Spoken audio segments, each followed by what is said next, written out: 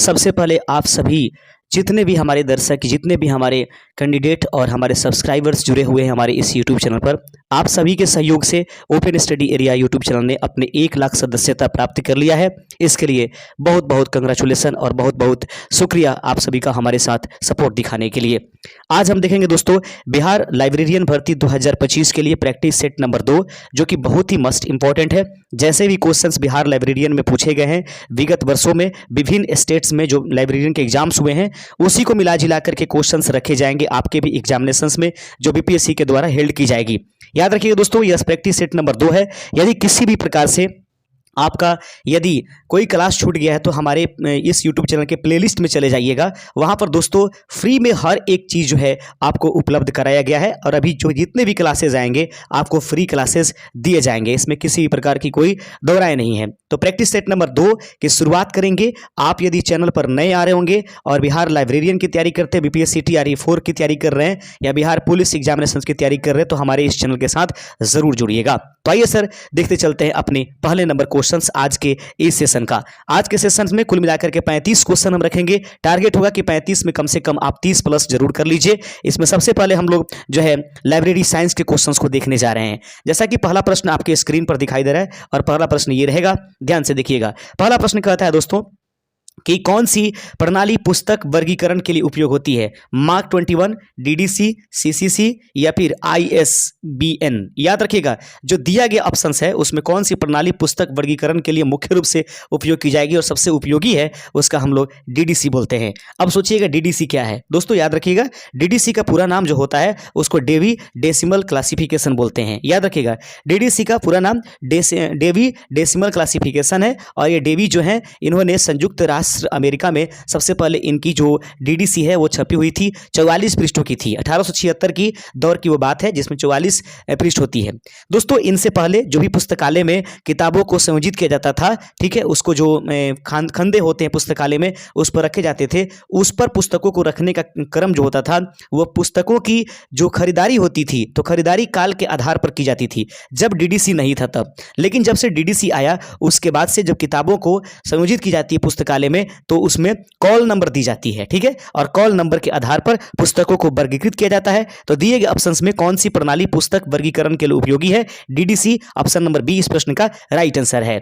जरूर आप हमें कमेंट करके बताइएगा कि आप कुल मिलाकर कितना आंसर सही कर पा रहे हैं और आप किस जिला से या कहां से हमारे वीडियो को देख रहे हैं। दूसरा नंबर प्रैक्टिस सेट है। अगला क्वेश्चन है, सर्वप्रथम पुस्तकालय आंदोलन कहां पर हुआ था? निम्नलिखित जो ऑप्शन है, भारत में, यूरोप में, अमेरिका में या जापान में, पुस्तकालय आंदोलन निम्नलिखित में से कहां पर हुआ? तो दिए गए ऑप्शंस में सही आंसर है ऑप्शन नंबर बी, यूरोप में सबसे पहले जो है पुस्तकालय से संबंधित आंदोलन हुआ था। ऑप्शन नंबर 20 प्रश्न का सही आंसर है। तीसरा नंबर क्वेश्चन है कि ISBN का पूरा नाम क्या है? निम्नलिखित में से ISBN का पूरा नाम क्या है? हर एक प्रकार की जो क्वेश्चंस होगा उसको हम 5-5 क्वेश्चनों के बाद उसकी कैटेगरी हम बदलते चलेंगे और आपको अवगत कराएंगे कि प्रश्न कैसे रहते हैं। ISBN का पूरा नाम क्या है? दिए गए ऑप्शन में से सही आंसर हो जाएगा ऑप्शन नंबर ए, इंटरनेशनल स्टैंडर्ड बुक नंबर। याद रखिएगा, ISB का पूरा नाम होता है international standard book number. Option number ए इस प्रश्न का सही आंसर है। अगला क्वेश्चन देख लीजिएगा, जो 5 लॉ ऑफ लाइब्रेरी है वो किसने दिया था? बहुत ही इंपॉर्टेंट क्वेश्चन है, कोई ज्यादा इसमें सोचने विचारने के लिए फेमस क्वेश्चन से साधारण क्वेश्चन होगा। तो 5 लॉ ऑफ लाइब्रेरी यानी लाइब्रेरी के जो 5 नियम होते हैं, वो लाइब्रेरी साइंस के नियम जो होते हैं 5, वो किसने दिया था? याद रखेंगे, पुस्तकालय विज्ञान के जन्मदाता भारत में जिसको S.R. रंगनाथन के नाम से जानते हैं, उन्होंने ही 5 लॉ ऑफ लाइब्रेरी साइंस दिया था। ऑप्शन नंबर बी इस प्रश्न का सही आंसर है। ऑप्शन नंबर बी इस प्रश्न का सही आंसर हो जाएगा। अगला क्वेश्चन देख लीजिएगा दोस्तों, प्रश्न कहता है ओपेक का पूरा रूप क्या है? याद रखिएगा, ये बार बार हम क्वेश्चन इसलिए दोहरा रहे हैं ताकि दोस्तों यह क्वेश्चन जो है इतने बार पूछा गया है लाइब्रेरियन जो एग्जाम्स हुए हैं अलग अलग राज्यों में, उसमें इसलिए मैं इस प्रश्न को एक बहुत ही उम्दा प्रश्न के रूप में लेकर के चल रहा हूं। OPSC का पूरा नाम क्या है या ओपेक का पूरा नाम क्या है? 5वें का सही आंसर हो जाएगा option number A, online public access catalogue. याद रखेंगे, ऑनलाइन पब्लिक एक्सेस जो कैटलॉग होती है उसको ओपेक के नाम से जाना जाता है। अगला बढ़ते चलते हैं दोस्तों। अगला क्वेश्चन है, अब जीके से संबंधित क्वेश्चन होगा, भारत के संविधान का निर्माण किस वर्ष पूरा हुआ था? याद रखेंगे, भारत के संविधान का निर्माण कब पूरा हुआ था? सन 1949 ईस्वी में भारत के संविधान का निर्माण पूरा हो गया था। अगला क्वेश्चन है 7वां नंबर क्वेश्चन है कि नालंदा विश्वविद्यालय किस काल में प्रसिद्ध था? नालंदा विश्वविद्यालय किस काल में प्रसिद्ध था? मौर्य काल, गुप्त काल, पाल काल या मुगल काल? याद रखिएगा, ऐसे कहा जाए कि नालंदा विश्वविद्यालय की स्थापना किस काल में हुआ था, तो गुप्त काल में हुआ था, जिसको कुमार गुप्त ने कराया था। लेकिन अगर कहा जाए कि नालंदा विश्वविद्यालय किस काल में प्रसिद्ध हुआ, तो वो पाल काल में हुआ था, हर्षवर्धन के समय। याद रखिएगा, तो नालंदा विश्वविद्यालय किस काल में प्रसिद्ध हुआ, तो पाल काल में, जो हर्षवर्धन के समय था, उस समय नालंदा विश्वविद्यालय बहुत ही ज्यादा प्रसिद्ध हुआ। अगला क्वेश्चन है 8वां नंबर क्वेश्चन देख लीजिए, गांधी जी ने चंपारण सत्याग्रह कब प्रारंभ किया था? एकदम साधारण सा क्वेश्चन है, इसका आंसर आप थोड़ा बहुत पढ़े होंगे तो 1917 अवश्य चुन लीजिएगा। ये क्वेश्चन है 9वां नंबर क्वेश्चन देख लीजिएगा, हर टाइप का क्वेश्चन होगा, स्लो होगा, थोड़ा सा मिडिल क्लास के क्वेश्चन होंगे, बिल्कुल हाई क्लास के क्वेश्चन होंगे, हर प्रकार के क्वेश्चनों को इसीलिए हम अपने इस सेशन में समेटने की कोशिश करते हैं। प्रश्न 9वां नंबर दोस्तों कि बिहार का प्रथम या प्रसिद्ध महाबोधि मंदिर किस जिले में है? तो बिहार का प्रसिद्ध महाबोधि मंदिर किस जिले में है? सही आंसर है ऑप्शन नंबर बी, यह गया में उपस्थित है। अगला क्वेश्चन देख लीजिएगा, अब कंप्यूटर से संबंधित क्वेश्चन आ जाएंगे। कंप्यूटर की स्मृति का कौन सा प्रकार अस्थायी है? रोम, रैम, हार्ड डिस्क या कैच मेमोरी? याद रखेंगे, सही आंसर है कि कंप्यूटर की स्मृति का कौन सा सबसे ज्यादा अस्थायी है, तो उसको हम लोग रैम के नाम से जानते हैं। ऑप्शन नंबर 10वें का हो जाएगा ऑप्शन नंबर बी, रैम जो होती है एक प्रकार की अस्थायी स्मृति के रूप में कंप्यूटर में उपयोग की जाती है, जिसका पूरा नाम रैंडम एक्सेस मेमोरी होती है। अगला क्वेश्चन 11वां नंबर क्वेश्चन है, HTML का उपयोग किसके लिए किया जाता है? HTML का उपयोग निम्नलिखित में से किसके लिए करेंगे? तो वेब पेज बनाने के लिए मुख्य रूप से हम लोग HTML का प्रयोग करते हैं। ठीक है, आप लोगों को अगर मालूम है दोस्तों तो जरूर 11 नंबर क्वेश्चन जो HTML, इसका पूरा नाम आप जरूर हमें कमेंट कर सकते हैं। अगला क्वेश्चन आपके सामने है 12वां नंबर क्वेश्चन देख लीजिएगा, URL का पूर्ण रूप क्या होती है? URL का पूर्ण रूप निम्नलिखित में से क्या है? 12वें का सही आंसर है यूनिफॉर्म रिसोर्स लोकेटर जो होती है वह URL का पूरा नाम होता है, यूनिफॉर्म रिसोर्स लोकेटर। इस प्रश्न को लगातार लाने की कोशिश यही है कि क्वेश्चन से पूछे गए हैं।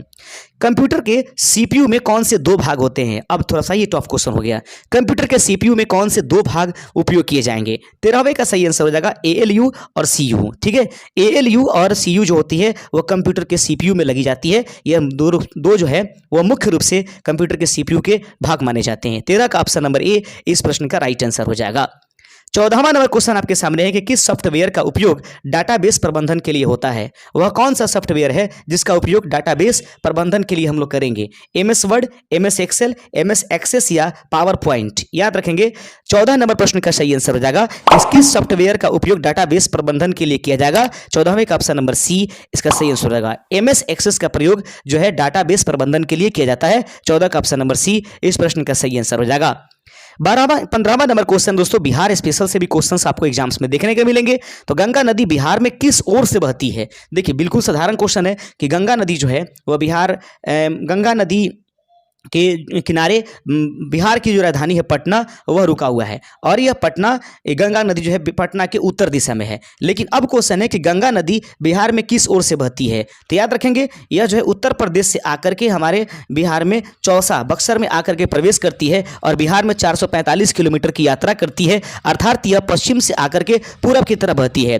तो गंगा नदी बिहार के किस ओर से बहती है? तो देखेंगे पश्चिम से पूरब। ऑप्शन नंबर सी इस प्रश्न का राइट आंसर हो जाएगा। ऑप्शन नंबर सी इस प्रश्न का सही आंसर हो जाएगा।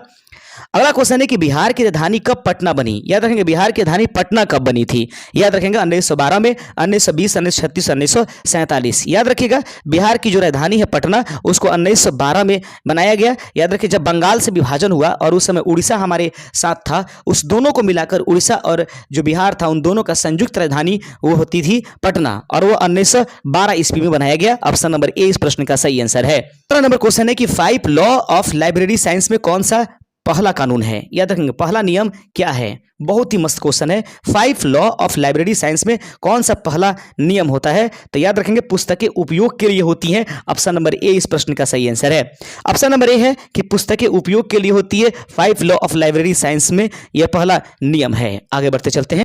18 नंबर क्वेश्चन है कि कौन सी प्रणाली पुस्तकालय में पुस्तकों के पुनः विन्यास के लिए प्रयोग किया जाता है? बहुत ही जबरदस्त क्वेश्चन है कि कौन सी प्रणाली पुस्तकालय में पुस्तकों की पुनः विन्यास के लिए प्रयोग किया जाएगा? 18 का सही आंसर हो जाएगा ऑप्शन नंबर बी AACR2 का जो प्रयोग होता है वह पुस्तकालयों में पुनः विन्यास के लिए प्रयोग की जाती है। 18 का ऑप्शन नंबर सी इसका, 18 का बी इसका सही आंसर हो जाएगा। आगे बढ़ते चलते हैं, अगला क्वेश्चन देख लीजिएगा। प्रश्न कहता है कि भारत का पहला डिजिटल पुस्तकालय कहाँ स्थित है? तो भारत का पहला जो डिजिटल पुस्तकालय है वह निम्नलिखित में से कहाँ पर स्थित किया गया? सही आंसर है यह बेंगलोर में स्थापित किया गया। अगला क्वेश्चन देख लीजिएगा, 20वां नंबर क्वेश्चन है दोस्तों। प्रश्न कहता है किस प्रकार की लाइब्रेरी विशेष समूह के लिए होती है? किस प्रकार की लाइब्रेरी विशेष समूह के लिए होती है? तो विशेष समूह के लिए बनाई जाने वाली लाइब्रेरी को हम लोग स्पेशल लाइब्रेरी के नाम से जानते हैं। ऑप्शन नंबर बी इस प्रश्न का सही आंसर हो जाएगा। आगे बढ़ते चलते हैं, अगला नंबर क्वेश्चन है। प्रश्न कहता है यूनेस्को का संबंध किससे है? शिक्षा से, विज्ञान से, संस्कृति से या उपयुक्त में से सभी से सभी? तो याद रखेंगे यूनेस्को का संबंध जो होता है दोस्तों ऑप्शन नंबर डी यानी उपयुक्त में सभी से, शिक्षा से भी है, विज्ञान से भी है, संस्कृति, ऑप्शन नंबर डी इस प्रश्न का राइट आंसर हो जाएगा। देख लेते हैं दोस्तों, 22वां नंबर क्वेश्चन आपके स्क्रीन पर आ गया है और 22वां नंबर प्रश्न देख लीजिएगा। यदि ट्रेन को रिटर्नी लिखा जाता है तो ब्रिंग को कैसे लिखा जाएगा? रीजनिंग के क्वेश्चंस अब यहां पर उपस्थित हो गए हैं, फिर उसके बाद मैथ के क्वेश्चन, उसके बाद हम सभी बाय कहेंगे और अगले सेट का इंतजार करेंगे, बहुत ही जल्द आएगा।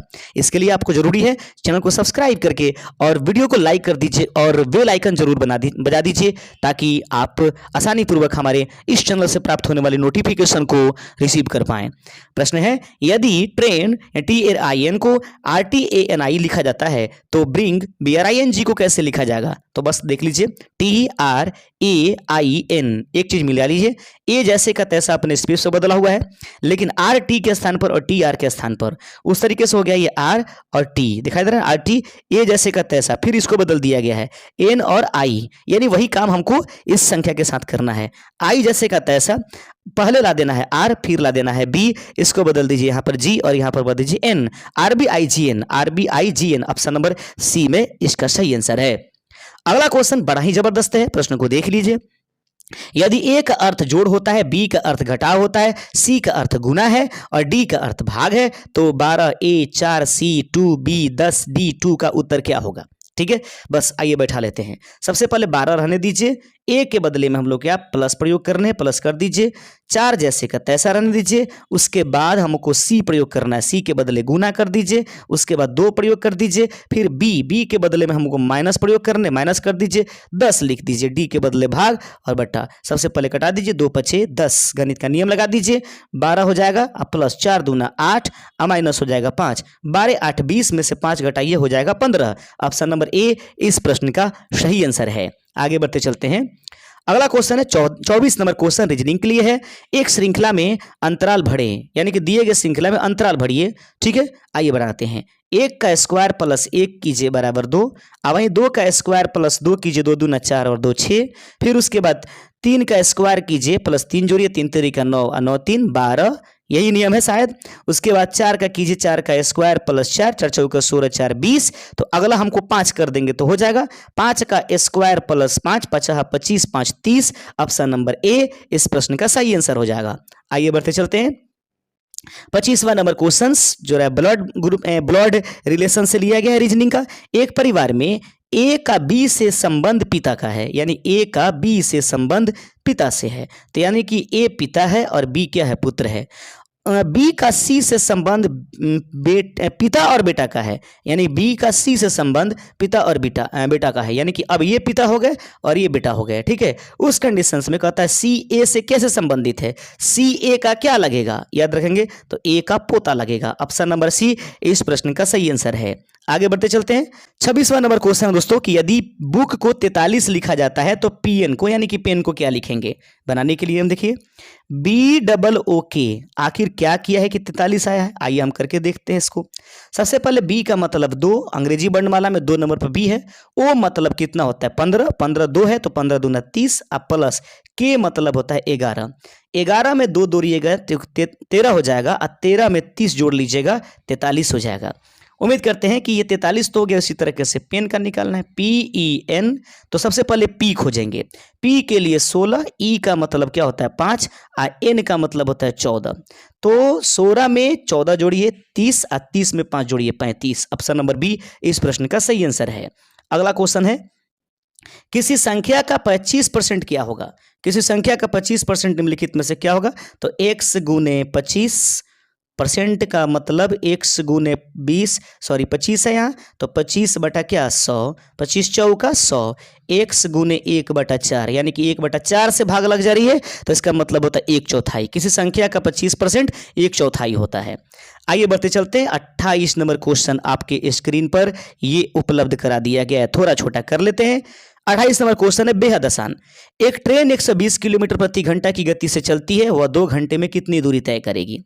तो 1 घंटे में 120, तो 2 घंटे में 1 12 दूना 24, 240 क्वेश्चन, यानी 240 नंबर बी नंबर ऑप्शन इसका सही आंसर है। 240 किलोमीटर प्रति घंटा या 240 किलोमीटर तय करेगी। यदि एक वस्तु की कीमत 200 रुपये है और उस पर 10% की छूट मिलती है, तो अंतिम कीमत क्या होगी? ठीक है, तो 200 रुपये की वस्तु 10% की छूट, तो 200 का निकाल लीजिए 10%, 10 का लिए 100, 100 से 00, 10 दूना 20, 20 हो गया। तो यानी कि वस्तु मिलती है कितना 200 में, छूट मिल गया कितना 20, अंतिम रुपए आपको कितने जमा करने होंगे 180। ऑप्शन नंबर ए इस प्रश्न का राइट आंसर। आगे बढ़ते चलते हैं। क्वेश्चन बड़ा ही जबरदस्त है। एक आयत की लंबाई 12 मीटर और चौड़ाई 8 मीटर है, इसका क्षेत्रफल का चौथाई क्या होगा? समझ रहे हैं, बेहद आसान क्वेश्चन कि एक आयत की लंबाई है 12 और 8, तो इसका क्षेत्रफल निकाल लीजिए, लंबाई गुने क्या चौड़ाई, यानी कि 12 गुने 8 क्या 12 8 96। इसका चौथाई का मतलब क्या 4 से भाग दे दीजिए, 24 चौका क्या होता है 96 होता है। ऑप्शन नंबर डी इस प्रश्न का राइट आंसर हो जाएगा। आइए बढ़ते चलते हैं। 31 नंबर क्वेश्चन आपके सामने है। यदि x का मान 3 है, y का मान 5 है, तो 2x² + 3y का मान बताइए।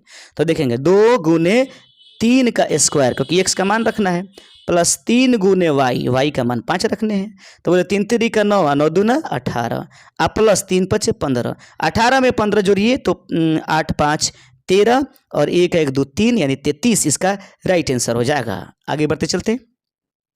किसी वर्ग का परिमाप 36 सेंटीमीटर है, इसका क्षेत्रफल क्या होगा? तो परिमाप क्या होता है 4 गुने भुजा, वर्ग का परिमाप 4 गुने भुजा होता है, तो 4 गुने भुजा का मान कितना दिया है देख लीजिए, दिया है 36, कटा दीजिए 4 से 9 बार में, तो भुजा का मान आ गया आपके पास 9। तो अब 9 जब भुजा आ गया तो पूछेंगे क्षेत्रफल क्या होता है, तो भुजा स्क्वायर, तो भुजा का स्क्वायर जो होता है तो 9 का स्क्वायर कर दीजिए 81, इस प्रश्न का राइट आंसर हो जाएगा। ऑप्शन नंबर ए इस प्रश्न का सही आंसर है। प्रश्न कहता है कि एक आदमी 3 किलोमीटर प्रति घंटा की गति से चलता है, वह 4 घंटे में कितनी दूरी तय करेगा? तो 1 घंटा में कितना याद रखेंगे 3 किलोमीटर, तो 4 घंटे में 4 3 12। बेहद आसान क्वेश्चन, बहुत ही आसान, क्योंकि बेसिस बहुत ही ऐसे ही क्वेश्चंस पूछे गए हैं जो अगले एग्जाम्स हुए हैं विभिन्न राज्यों में, उसमें हमने क्वेश्चंस देखा है और उसी पर आधारित। एक संख्या को 8 से गुना किया गया, फिर 10 जोड़ा गया, उत्तर 50 है। संख्या क्या है? मान लीजिए कि वह संख्या x है, इस x में 8 से गुना किया गया, जोड़ दिया गया कितना 10, तो कहता है कि प्राप्त हो गया 50।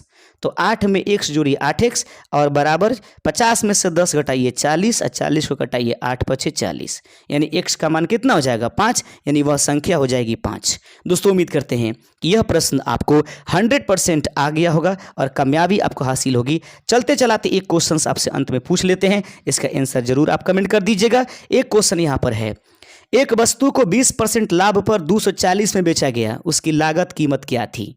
आपको इसका आंसर कमेंट कर देने हैं।